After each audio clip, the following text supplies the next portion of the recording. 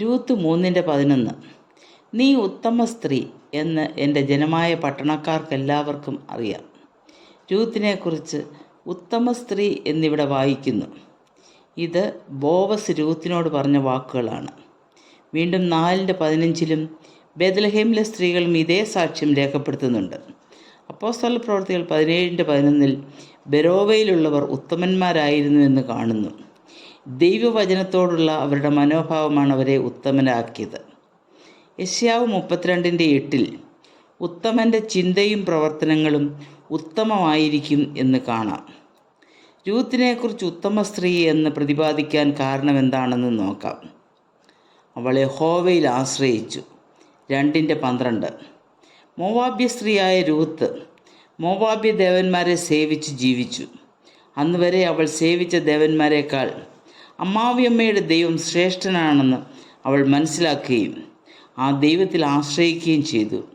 ഒർപ്പ സ്വന്തം ഭവനത്തിലേക്ക് മടങ്ങിപ്പോയപ്പോഴും നവോമിയോട് ചേർന്ന് നിന്നുകൊണ്ട് നിന്റെ ദൈവം എൻ്റെ ദൈവം എന്ന് പറയുവാൻ തക്കവണ്ണം യഹോവയായ ദൈവത്തിൻ്റെ മഹത്വം അവൾ മനസ്സിലാക്കി അവളുടെ തീരുമാനത്തിൽ ഉറച്ചു നിന്നു.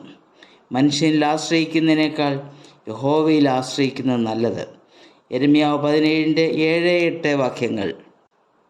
യഹോവയിൽ ആശ്രയിക്കുകയും യഹോവ തന്നെ ആശ്രയമായിരിക്കുകയും ചെയ്യുന്ന മനുഷ്യൻ ഭാഗ്യവാൻ.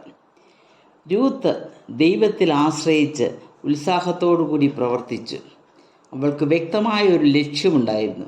കതിർ പെറുക്കുന്ന കാര്യത്തിൽ സമയം അവൾ തക്കത്തിൽ ഉപയോഗിച്ചു.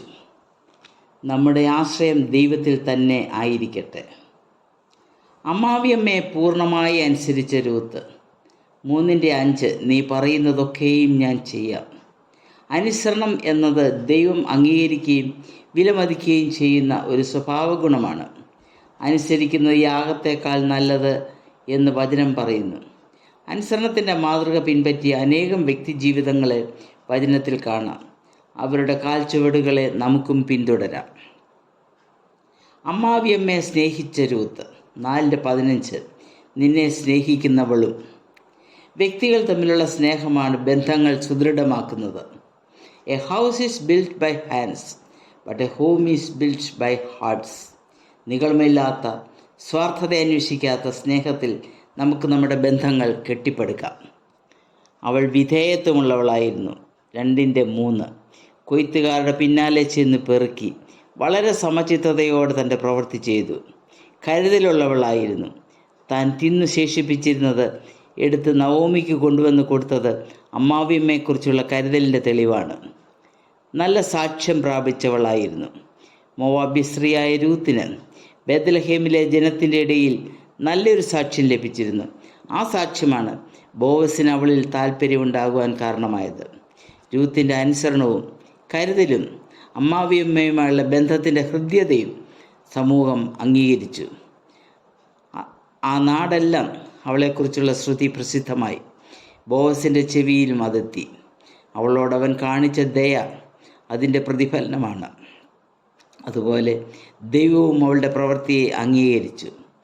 ദൈവത്തിൽ നിന്നും മനുഷ്യനിൽ നിന്നും നല്ല സാക്ഷ്യം പ്രാപിച്ച അവൾക്ക് വേണ്ടി ബോവസിൽ കൂടി ദൈവം പ്രവർത്തിച്ചു.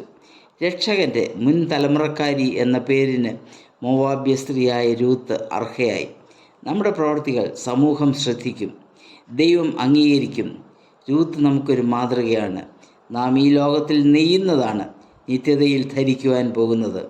രൂത്തിനെ പോലെ ഒരു സാക്ഷ്യം പ്രാപിക്കുവാൻ ദൈവമായ കർത്താവ് നമുക്ക് ഓരോരുത്തർക്കും ഇടയാക്കട്ടെ. ദൈവത്തിൻ്റെ നാമം മാത്രം മഹത്വപ്പെടട്ടെ.